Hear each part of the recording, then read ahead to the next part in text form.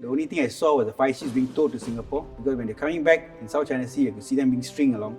I think the relationship has always grown, because I don't think anybody will let you acquire this type of ships unless you have a good relationship firstly. Right? So the relationship had been good. It got better because subsequently there were many other exercises that was US based. I would say that we had this acquisition process and we transited over from small ship mentality to bigger ship mentality. And look at it nowadays, endurance class LST, the formidable class, and now we are moving to bigger and bigger ships. But the genesis of all that transition started off way back when we acquired the LSTs. 101 Squadron played a very big part in the joint operations, because we were trying to operationalize SCF as quickly, grow and operationalize as quickly as possible. And 191 was the platform that carried most of the equipment to overseas camps. We had several operations. As an SCF, we were growing.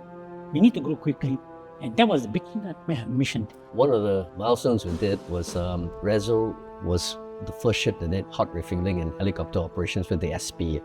We did a lot of training, and from there it started off. In high tide, we will bring the ship right to the beach. We open up the bow door to load the army vehicles or ammunition or whatever they have.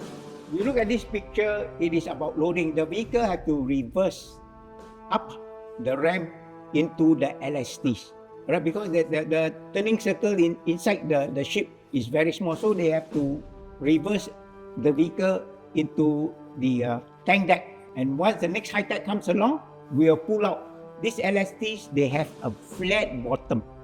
That's why they are able to go onto the beach.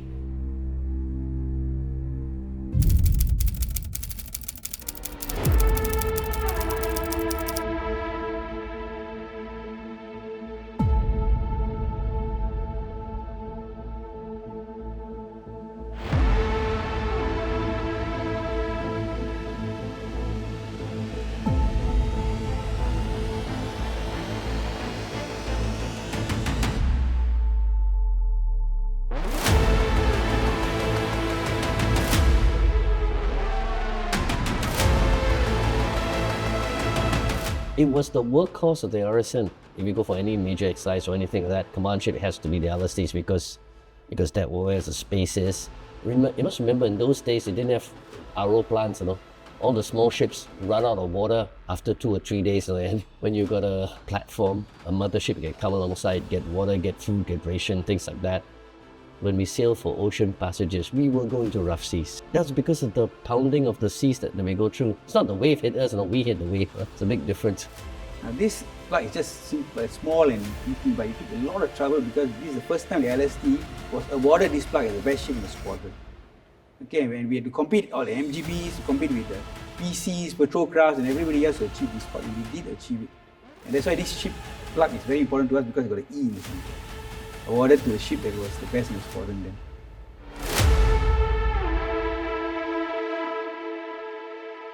We have port and starboard berth, right? Bunks and all that. So the seamen will stay on one side, the technical people will stay on another side. But during this period that we were on board, I think our CEO, Major Simon, and our XO, Langovan, Captain, those days, they did a good thing to mix the seamen and the technical people to stay together. So I'm very glad that while I'm serving the ship, I have very determined crew. And in those days, they complain a lot, but it's only on the words only. When it comes to work, we still get the work done. So as a chief, I'm very privileged. We get it done and we have fulfilled the mission. So this is the word that echo in my ear. Whenever on board ship, we are a family. I was one of the younger crew then. The people were like family.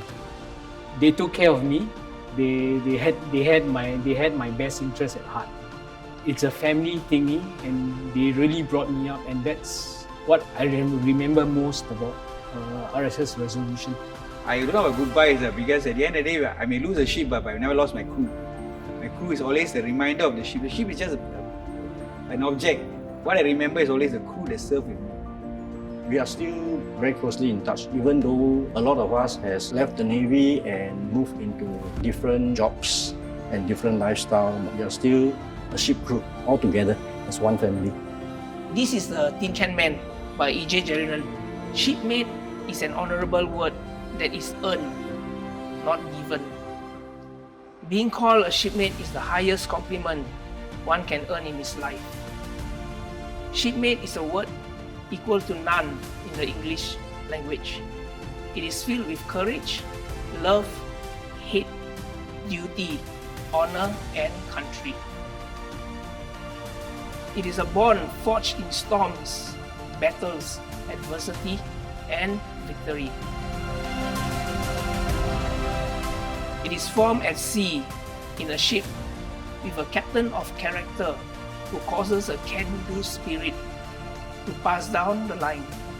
Captain to XO, executive officer, to junior officers, chiefs, petty officers, and crew.